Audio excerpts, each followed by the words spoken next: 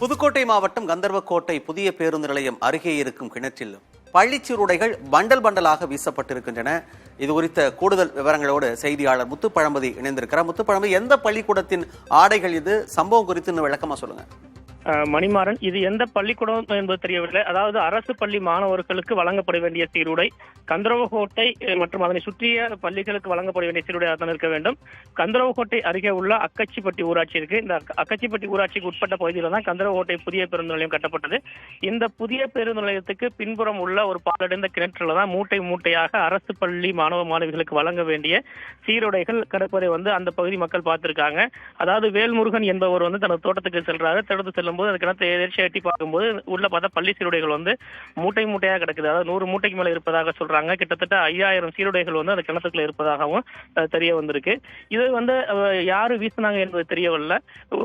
வீசப்பட்டது மட்டும் இல்லாமல் அந்த சீருடைகளை நெருப்பு வச்சு எரிச்சிருக்காங்க. எரித்தது போக மீதமுள்ள சீருடைகள் மட்டுமே 5000 சீருடை வரும் என்று அந்த பகுதி மக்கள் தெரிவிக்கிறாங்க.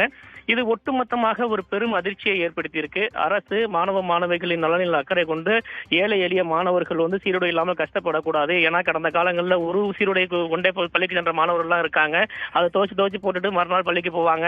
அப்படிப்பட்ட நிலைமை வந்துவிடக்கூடாது. அனைத்து மாணவர்களுக்கும் அனைத்தும் கிடைப்பதை போல சீருடைய முறையாக கிடைக்கணும் என்பதற்காகத்தான் அரசு கல்வித்துறை சார்பில் சீருடை வழங்கிட்டு வருது. இப்படிப்பட்ட சூழலில் ஒரு 5000க்கும் மேற்பட்ட சீருடைகள்ல இது கல்வித்துறை அதிகாரிகள் தான் வழங்கியிருக்கணும். கல்வித்துறை அதிகாரிகள் சார்பில் தான் இந்த சீருடைகள் மாணவர்களுக்கு ஆசிரியர் மூலம் வழங்கப்படும். இது வழங்கப்படாமல் இருந்த சீருடையை போல தெரிகிறது. ஏன்னா அதுல பாத்தீங்கன்னா அரசு முத்திரை குத்தப்பட்டு 2018-19 ஆண்டு என குறிப்பிடப்பட்டிருக்கு.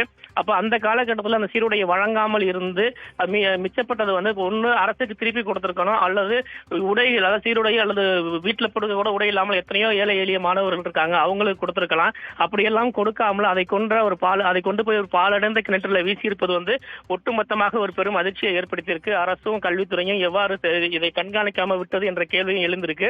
இதனை கடந்து நம்ம இது குறித்து புதுக்கோட்டை மாவட்ட முதன்மை கல்வி அலுவலர் மஞ்சளாவிடம் கேட்டபோது இந்த சம்பவம் குறித்து தமக்கு இப்போதான் தெரிய வந்திருப்பதாகவும் உடனடியாக கல்வித்துறை அதிகாரிகளை அனுப்பி விசாரணை மேற்கொள்வதாகவும் தெரிவிச்சிருக்காங்க. இதே போல நம்ம கந்தர்வக்கோட்டை வட்டார அலுவலர் வெங்கடேஸ்வரியிடம் கேட்டபோது சம்பவ இடத்துக்கு போய் ஆய்வு செஞ்சு நடவடிக்கை எடுப்பதாக தெரிவிச்சிருக்காங்க. இது குறித்து இந்த சம்பவத்தை முறையான விசாரணை மேற்கொள்ள வேண்டும் என்பதே பெற்றோர்கள் மற்றும் அந்த பகுதி மக்களோட கோரிக்கையா இருக்கு. தொடர்ச்சியாக அவர்களை சேகரியுங்கள். தற்போதைய தகவல்களுக்கு நன்றி முத்துப்பழம்பதி.